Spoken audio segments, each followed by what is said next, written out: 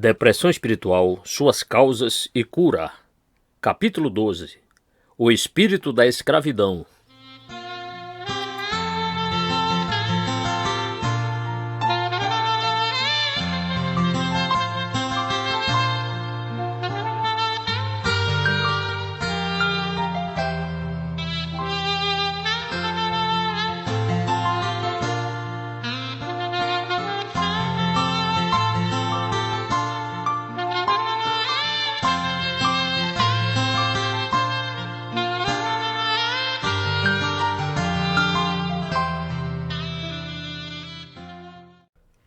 Pois você não receberam um espírito que os escravize para novamente temerem, mas receberam o espírito que os adota como filhos, por meio do qual clamamos, Abba, Pai. O próprio Espírito testemunha ao nosso espírito que somos filhos de Deus. Se somos filhos, então somos herdeiros, herdeiros de Deus e co-herdeiros com Cristo, se de fato participamos dos seus sofrimentos, para que também participemos da sua glória. Romanos 8, versos 15 a 17. Palavras mais expressivas do que estas jamais foram escritas. Elas se sobressaem mesmo num grande capítulo como este, como uma expressão de verdade que é absolutamente única. É uma das declarações mais magníficas encontradas em todas as Escrituras, mas não há nada mais importante sobre uma declaração como esta do que compreender exatamente por que o apóstolo a fez. O perigo a respeito de certas frases impressionantes é que temos a tendência de nos contentar com as palavras ou com uma impressão geral que elas exercem sobre nós. Gostamos tanto delas que às vezes não compreendemos seu significado e, portanto, não nos apropriamos verdadeiramente do ensino que elas visam nos transmitir. Considerem esta grande afirmação. Por que Paulo a fez? Qual era o seu objetivo? Qual foi a sua razão para pronunciar estas palavras? A resposta nos é dada no versículo 15. Pois, diz o apóstolo, você não receberam um espírito que os escravize para novamente temerem. Em outras palavras, a declaração está ligada a algo que foi dito antes, e o apóstolo tem um objetivo muito definido ao escrever estas palavras. Ele está ansioso por livrar esses cristãos romanos de um espírito de desencorajamento, de um espírito de abatimento ou depressão. Talvez eles estivessem realmente sofrendo disso no momento, mas mesmo que não estivessem, ele quer se certificar de que não venham a sofrer disso.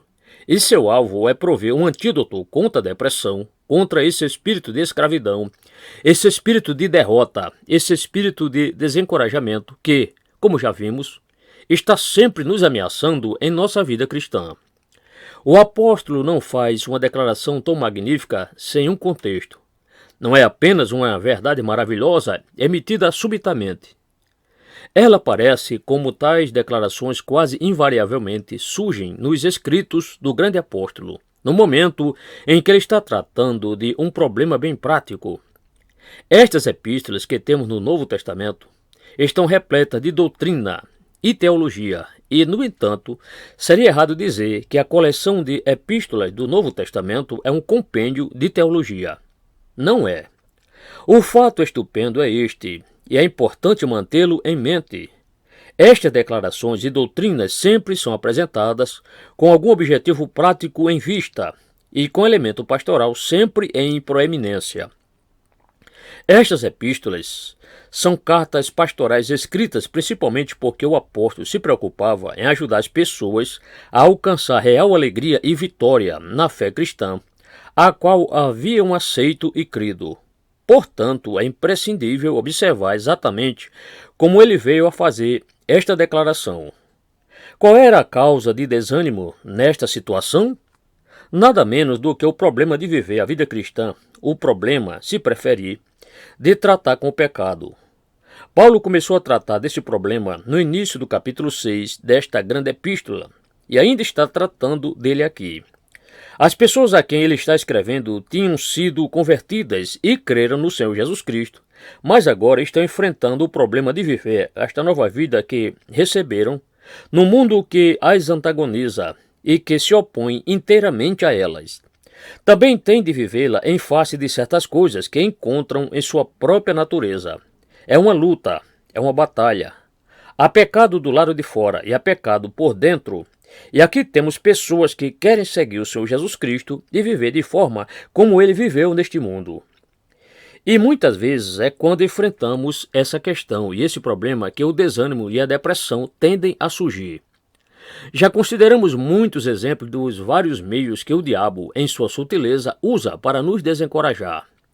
Este, novamente, é um meio muito comum, especialmente quando a pessoa é conscienciosa e leva muito a sério a fé cristã, o tipo de pessoa que não diz: agora sou convertido e tudo está bem, mas aquela que diz: esta é uma vida extraordinária e gloriosa e devo vivê-la. Estamos considerando aqui a tentação peculiar que assedia tais pessoas. Qual é a essência deste problema? É que elas deixam de compreender certas verdades em relação à vida cristã, deixam de compreender o que é possível para nós como cristãos. Em última análise, deixam de entender a doutrina ou, se preferirem, em última análise, mais um fracasso no domínio da fé. Vimos uma série de coisas com respeito à fé. Vimos, por exemplo, que ela deve ser ativa. Muitas pessoas se esquecem disso e acabam tendo problemas porque não compreendem que devem colocar sua fé em ação. Então vimos que outras pessoas têm problemas porque não percebem que devem continuar a persistir na aplicação da fé, que não basta começar bem, mas que precisamos prosseguir e não podemos relaxar nem por um momento. Todavia, aqui o problema parece ser que deixam de compreender que a fé deve ser apropriada, que devemos tomar posse dela. Aqui está a verdade colocada diante de nós, mas se não tomarmos posse dela, ela não nos será útil. Deixar de compreender isso é uma das coisas mais incríveis sobre o homem, como resultado do pecado. Todos nós já devemos ter percebido isso. Acaso já se acharam lendo uma passagem das Escrituras que haviam lido muitas vezes antes e pensavam conhecer bem, e de repente ela se torna viva e fala com vocês de uma forma que nunca fez antes? Todos, por certo, tivemos esse tipo de experiência muitas vezes. Como é fácil ler as Escrituras e dar uma espécie de assentimento formal à verdade, sem nunca nos apropriarmos do que ela está dizendo. Creio que essa é a essência desse problema específico que estamos considerando aqui, pois sempre tende a produzir o que o apóstolo chama de espírito que os escravize. Não receber um espírito que os escravize para novamente temerem. O que ele quer dizer com espírito que os escravize? Ele está falando do perigo de ter um espírito de servo, um espírito e uma atitude de escravo. A atitude de escravo, em geral, surge de uma tendência de tornar a vida cristã, ou viver a vida cristã, numa nova lei, numa lei mais alta, superior. Estou pensando em pessoas que estão bem esclarecidas em seu relacionamento com a lei, os 10 mandamentos ou a lei moral, como um caminho de salvação. Viram claramente que Cristo as libertou disso, e que somente Ele poderia fazer isso. Sabem que os seus próprios esforços jamais as capacitaram a cumprir a lei. Entendem que Cristo nos libertou da maldição da lei. Não tem qualquer dúvida quanto à sua justificação. Entretanto, agora começam a olhar positivamente para a vida cristã. E de uma forma muito sutil, sem ter qualquer consciência disso, elas a tornam num novo tipo de lei. E como resultado caem no espírito de escravidão e de cativeiro. Pensam na vida cristã como uma grande tarefa a que têm de se empenhar e à qual devem se dedicar. Ler o Sermão do Monte e compreendem que é um retrato da vida cristã, a vida que desejam viver. Voltam-se para outros ensinamentos do Senhor registrados nos Evangelhos e veem a mesma coisa. Então examinam as epístolas e leem aquelas instruções minuciosas dadas pelo apóstolo e dizem: essa é a vida cristã. E tendo chegado a essa conclusão, consideram-na algo que deve ser assumido e colocado em prática em suas vidas diárias. Em outras palavras, santidade se torna uma pesada tarefa para elas e começam a planejar e organizar as suas vidas e a incluir certas disciplinas que as capacitem a prosseguir. Esta atitude pode ser vista de forma clássica na Igreja Católica e em seus ensinos, em toda a ideia do monasticismo que é nada mais do que uma grande expressão disto que estamos considerando. Vemos ali homens e mulheres que, sendo confrontados pela verdade cristã, dizem: obviamente, a vida cristã é uma vida nobre e sublime, e se alguém vai vivê-la com sucesso, deve se dedicar integralmente a isso. Indo ainda mais longe, dizem: não se pode fazer isso e ainda continuar exercendo uma profissão ou mesmo continuar vivendo no mundo. É preciso se segregar do mundo, abandoná-lo completamente. E fazem isso. Essa é a forma extrema dessa ideia de santidade, de que cultivar a santidade e a vida espiritual é uma ocupação de tempo integral e que é necessário se dedicar a ela exclusivamente e ter regulamentos e outras coisas para ser capaz de vivê-la. De acordo com o apóstolo Paulo, isso não é nada mais do que um espírito de escravidão. Contudo, não preciso dizer que isso não está confinado aos católicos, nem a outros que se denominam a si mesmos católicos. Pode ser bem comum, e é entre cristãos evangélicos. Podemos muito facilmente impor a nós mesmos uma nova lei. É claro que não a chamamos de lei, e se compreendêssemos que estamos nos colocando sob uma nova lei, não o faríamos. Mas ainda assim há uma tendência de fazer isso. Posso prová-lo pelas várias referências feitas a isso nas epístolas do Novo Testamento.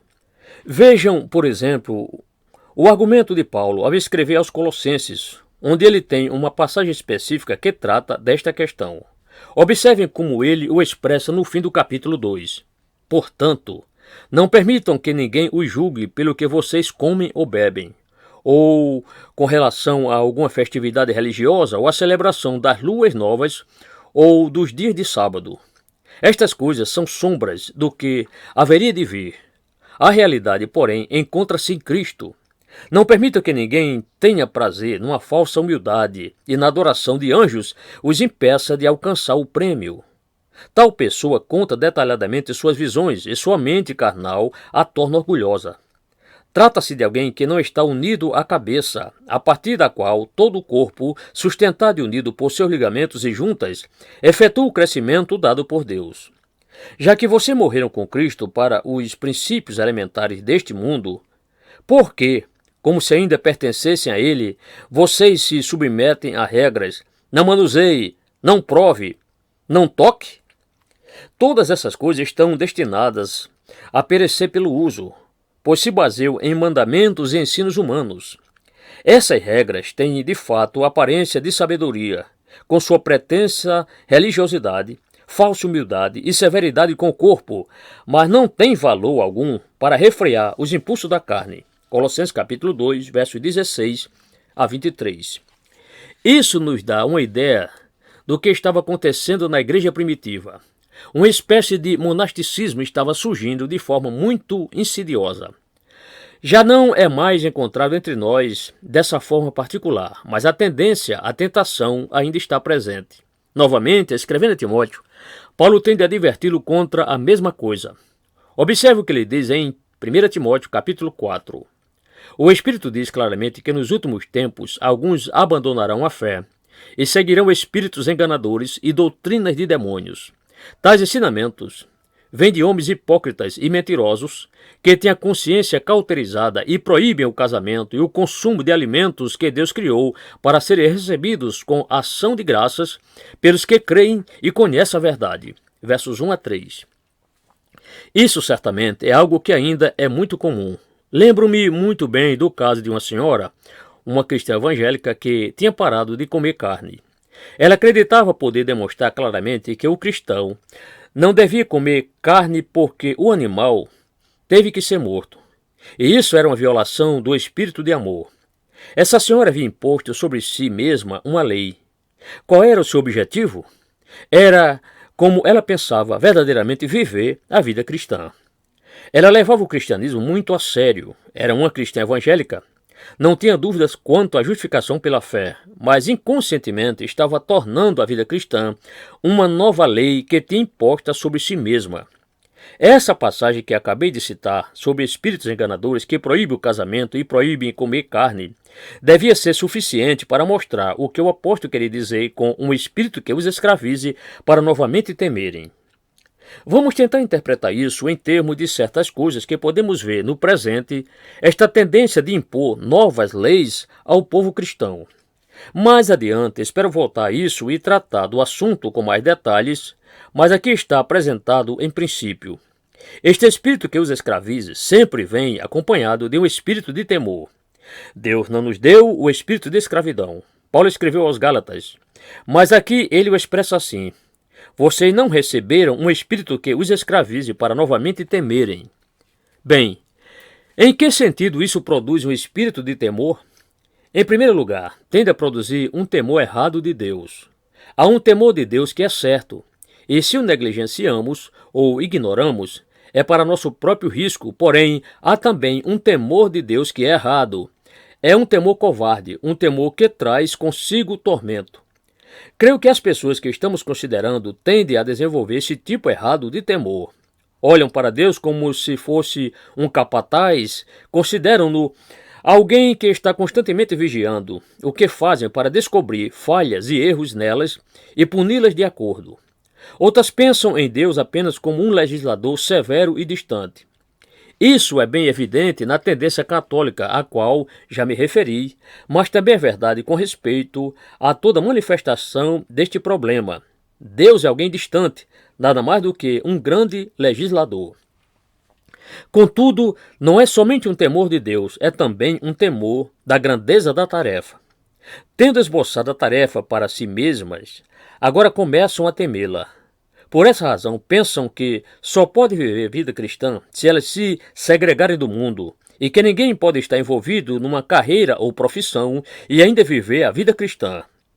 Torna-se então um temor e terror. Elas passam a ter medo da tarefa. Essa é a sua atitude para com a vida cristã. Não tem alegria, porque a natureza gigantesca da tarefa as enche de um espírito de temor, e estão constantemente perturbadas consigo mesmas, e se perguntando se realmente podem viver essa vida como ela deve ser vivida. Então, outra forma em que este espírito de temor se manifesta é que essas pessoas têm a tendência de temer o poder do diabo de uma forma incorreta. É preciso qualificar cada uma destas declarações. Existe um temor do diabo que é certo. Encontramos isto mencionado na Epístola de Judas e também na segunda Epístola de Pedro. Há pessoas volúveis, espiritualmente ignorantes, que fazem piadas sobre o diabo simplesmente porque são completamente ignorantes a respeito dele e do seu poder. No entanto, por outro lado, não devemos nos sujeitar a um temor covarde do diabo. As pessoas que estamos considerando sentem esse temor porque estão conscientes do seu poder. São pessoas espirituais. Esta é uma tentação peculiar a algumas das melhores pessoas e veem este espantoso poder, o poder do diabo contra elas, e sentem medo. Ficam igualmente apavoradas com o pecado que está dentro delas. Estão o tempo todo acusando a si mesmas e falando sobre o pecado e a perversão do seu próprio coração. Aqui, novamente, precisamos manter o equilíbrio. O cristão que não está consciente de sua própria pecaminosidade e da perversão do seu próprio coração não passa de uma criança na fé cristã. Na verdade, se ele não tem qualquer consciência disso, eu questiono se realmente é um cristão. Claramente, de acordo com as Escrituras, pessoas que não têm consciência de sua pecaminosidade ou são principiantes ou nunca foram regeneradas. Todavia, isso é diferente de se ter um espírito de temor e viver nesta condição em que a vida não passa de um desprezo aos prazeres e viver dias laboriosos. Isso não é tão comum assim hoje em dia. Na verdade, sou tentado a dizer que os cristãos modernos são quase saudáveis demais. Nosso problema peculiar é que somos sadios e despreocupados demais. Se voltarem ao século passado e aos séculos anteriores, vocês encontrarão uma tendência diferente. Uma tendência de estar constantemente se lamentando, sempre em pesar e nunca se regozijando. De fato, alguns quase iam ao ponto de dizer que, se o cristão se regozijasse, alguma coisa estava errada com ele. Ora, isso também é ser culpado do espírito de temor por causa de uma consciência profunda do poder do pecado interior. Em outras palavras, posso resumi-lo assim. O espírito de temor, que resulta do espírito de escravidão nesse tipo de cristão, é, em última análise, um temor de si mesmos e um medo de fracassar. Eles dizem: ingressei nesta vida cristã, sim, mas a questão é: posso vivê-la? Ela é tão maravilhosa e tão sublime. Como posso viver uma vida assim? Como posso subir a tais alturas? E com essa consciência de sua própria fraqueza, da grandeza da tarefa e do poder do diabo, caem nesse espírito de escravidão e vivem oprimidos e perturbados, preocupados e cheios de medo. É a pessoa nessas condições que o apóstolo se volta e diz: vocês não receberam o espírito que os escravize para novamente temerem. Como quer dizer, vocês viviam nesse espírito de escravidão e temor, mas foram libertados dele. Por que voltar a ele? Qual é o antídoto para esta condição? O apóstolo nos dá um esboço nesta declaração magnífica. Qual é a resposta? É que precisamos compreender a verdade concernente à doutrina do Espírito Santo e a sua habitação no cristão. Essa é a mensagem e, de acordo com o apóstolo, ela opera de duas formas. A primeira é que, ao confrontar esta imensa e gloriosa tarefa de me negar a mim mesmo, tomar a cruz e seguir o Senhor Jesus, eu entendo que devo andar neste mundo como ele andou. Ao compreender que nasci de novo e fui transformado por Deus segundo a imagem do seu amado Filho, e ao começar a perguntar: quem sou eu para poder viver assim? Como posso ter esperança de alcançar isso? Aqui está a resposta. A doutrina do Espírito Santo, a verdade que o Espírito Santo habita em nós. O que isso ensina? Antes de tudo, isso me faz lembrar do poder do Espírito Santo que está em mim. O apóstolo já disse isso no versículo 13, onde ele trata da questão de como parar de viver na carne. Pois se vocês viverem de acordo com a carne, morrerão. Mas se pelo Espírito fizerem morrer os atos do corpo, viverão. Aqui ele volta ao mesmo ensinamento, porque Deus não nos deu o espírito de temor. Vocês precisam entender que não estão vivendo por suas próprias forças. Ele diz a esses romanos: vocês estão pensando nessa tarefa como se tivessem que viver a vida cristã por si mesmos. Vocês sabem que foram perdoados e podem dar graças a Deus que seus pecados foram apagados e expiados. Mas parece pensar que isso é tudo e que foram deixados para viver a vida cristã por si mesmos.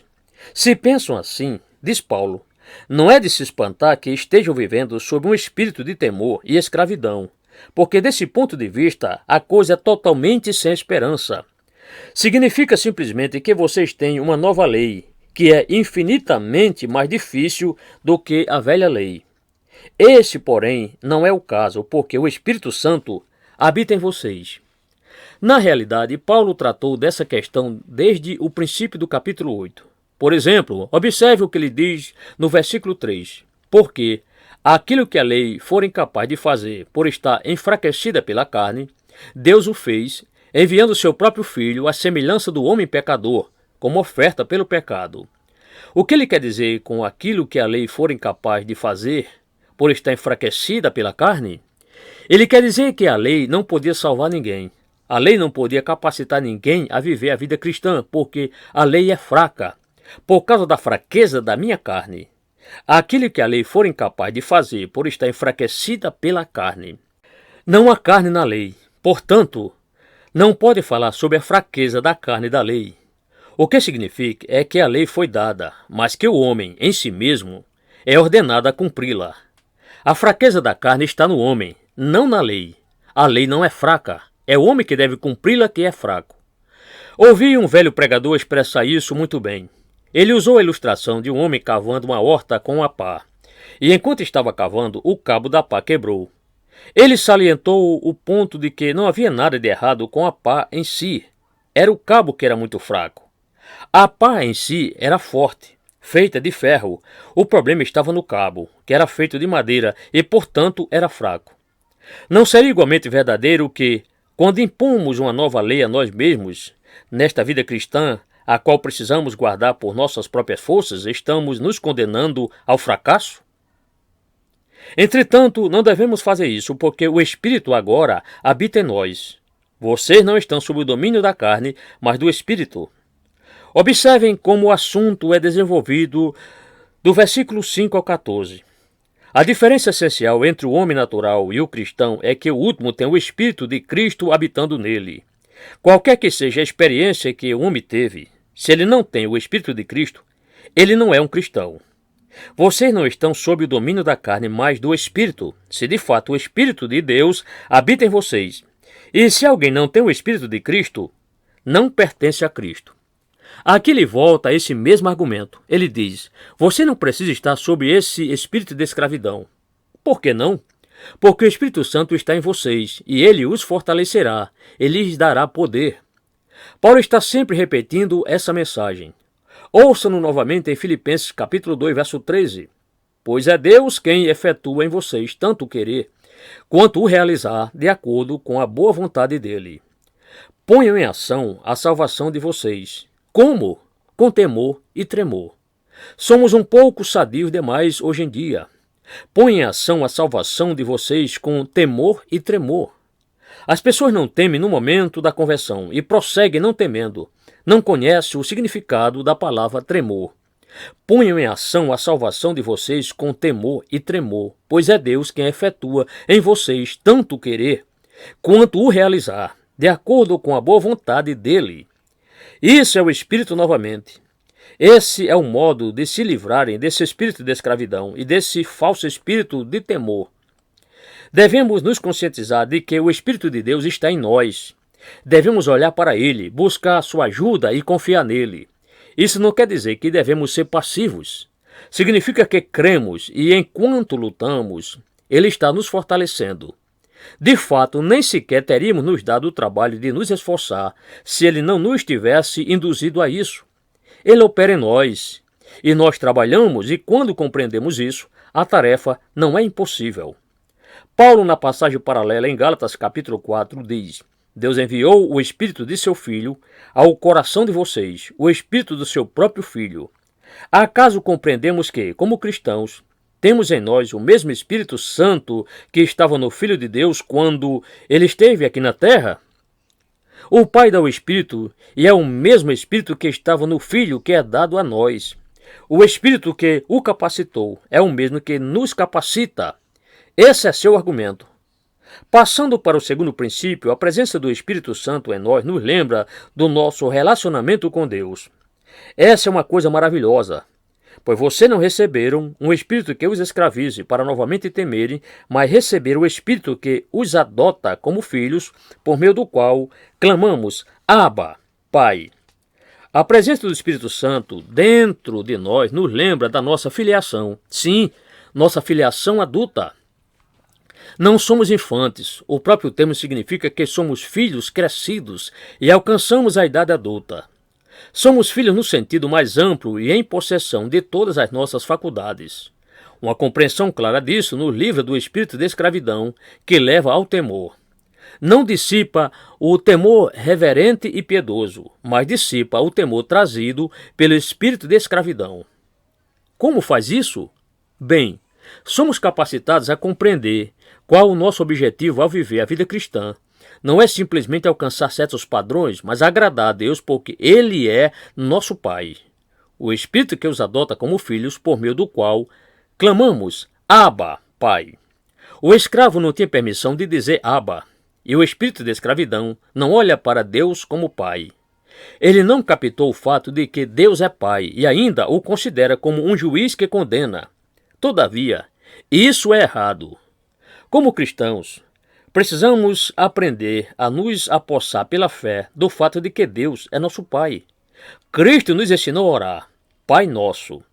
Este Deus eterno se tornou nosso Pai, e no momento em que compreendemos isso, tudo mais tende a mudar. Ele é nosso Pai e está sempre cuidando de nós. Ele nos ama com um amor eterno.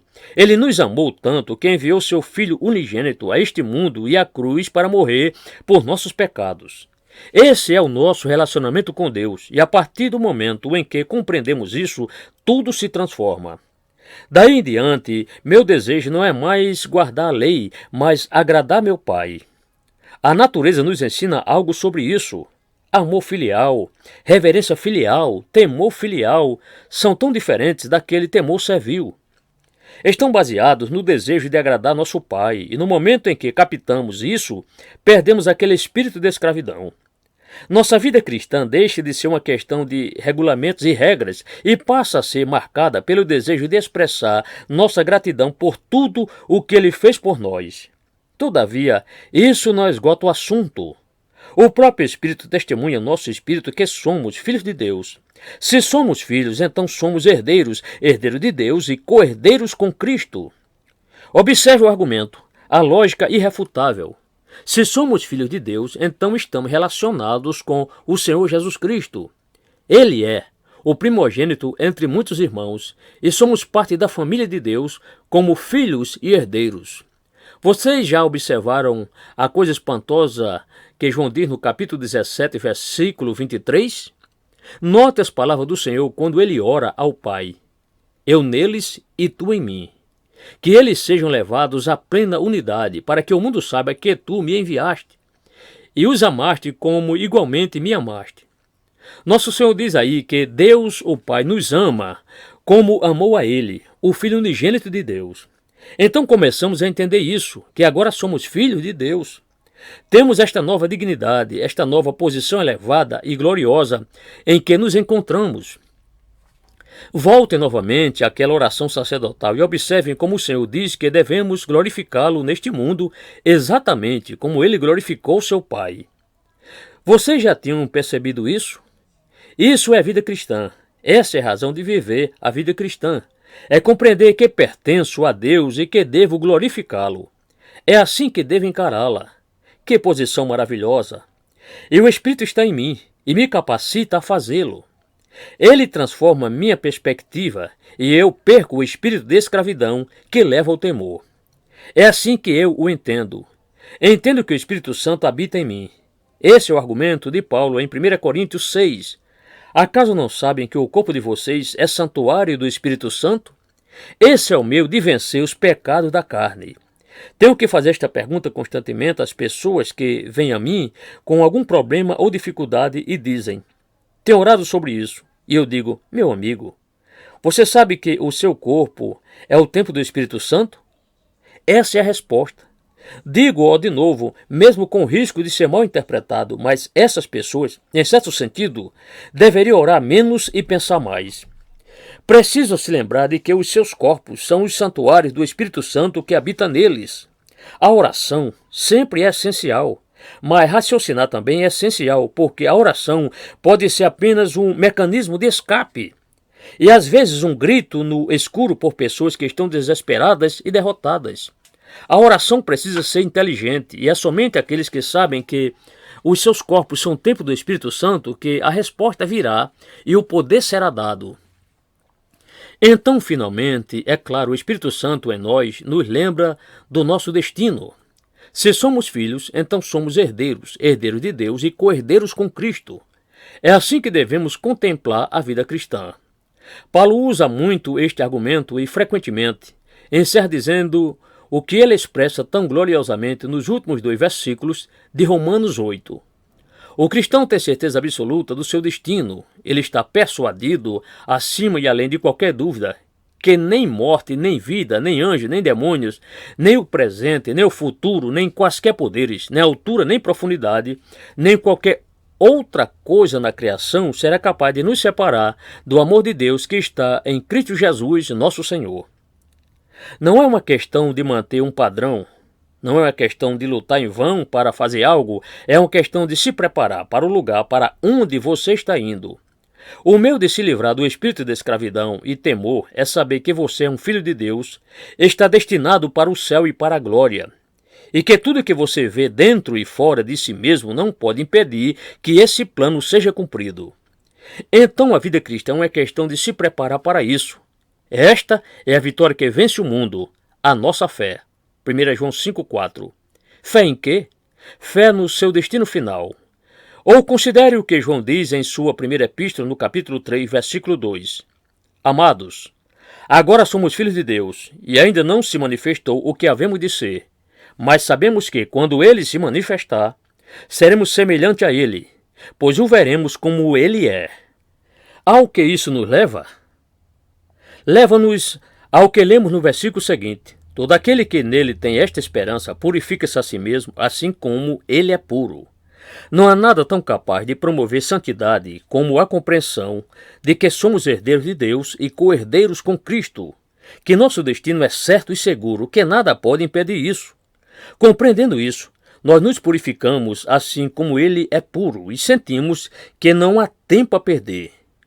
Esse é o argumento do apóstolo nestes 3 versículos e é muito prático. Essa é a maneira de viver a vida cristã. Não a transforme numa lei, mas compreendam que você receber o Espírito Santo. Então desenvolvam isso em suas vidas. Seu Pai está cuidando de vocês. Ele está zelando por vocês. Sim, vou usar a linguagem bíblica. Ele é zeloso a seu respeito, porque vocês pertencem a Ele. Pertencem a Cristo. São irmãos dele. O Espírito Santo está habitando em seus corpos e são destinados para a glória. Ao contemplar teu destino, digam: tome minha alma, sua plena salvação. Erga-se acima do pecado, temor e preocupação, para encontrar gozo em cada lugar, algo para fazer, uma tarefa a realizar. Pense no Espírito que habita em você, no sorriso que o Pai lhe dirige, no Salvador que por você morreu na cruz, Filho do céu. Deveria lamentar? Como é errado viver no espírito de escravidão e temor. Filho do céu. Deveria lamentar? Nunca. Pense no Espírito que habita em você, no sorriso que o Pai lhe dirige, no Salvador que por você morreu na cruz, Filho do céu. Deveria lamentar? Essa estrofe de um antigo hino é uma boa exposição destes 3 versículos. Firmem-se nisso, apropriem-se disso e o pratiquem. Não se preocupe com o que sentem. A verdade sobre vocês é gloriosa. Se estão em Cristo, ergam-se acima do pecado, do temor e da preocupação. Apossem-se da sua plena salvação, triunfem e prevaleçam.